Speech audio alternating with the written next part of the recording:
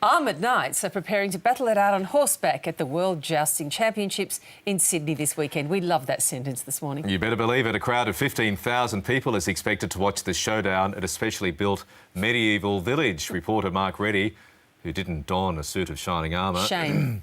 caught up with some of the competitors. Jousting is one of the most dangerous sports in the world, and with me now is full-time knight Phil Leitch. Phil, you've managed to make a career out of jousting and being a knight. How so?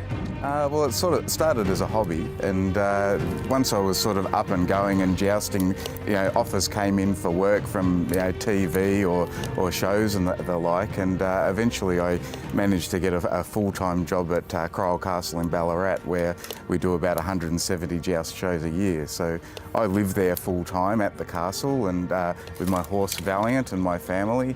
And this weekend is the first official World Jousting Championship. How does jousting work and what's involved? The way we joust here is exactly the same as how they did historically. We have big wooden lances, and the idea is that we need to strike our opponent so hard that we break our lance. So depending on where and how you break your lance, you score different points, and generally the person with the most points is the winner. And tell us a bit about the armour you're wearing, because of course it's quite a dangerous sport. Yeah, it's important to have really good armour for this level of jousting. This is based on 15th century English armour. It was made by a very good armourer named Luke Binks in Queensland, and it cost me around $20,000 and took quite a few years to research and put it all together. And how heavy is it? When I've got my full armour on, it weighs 32 kilos. And I understand you had a bit of success earlier in the year against the Kiwis with jousting.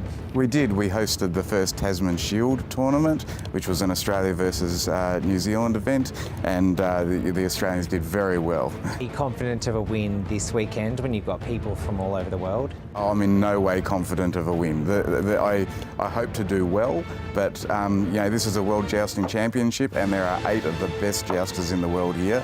Anyone could be a winner. We've got people from Canada, France, Germany, Norway and the UK coming this year, as well as from Australia. It's going to be a scorcher this weekend. Are you going to be quite hot in that? I'm hoping that it'll work to my advantage. You do get warm in the armour, but I'm not unused to it, and you can still operate in it. What is it about the medieval times that attracts such a big cult following? 15,000 people this weekend are expected here.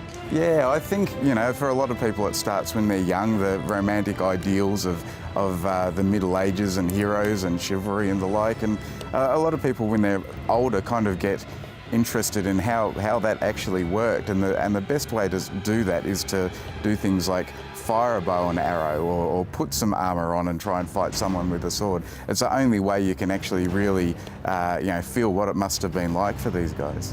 And what do people say when you say, I'm a full-time knight? I get all sorts of responses to that. There's a few around the world, not many, but I'm very fortunate. The World Jousting Championship takes place here at the St Ives Showground on Saturday and Sunday.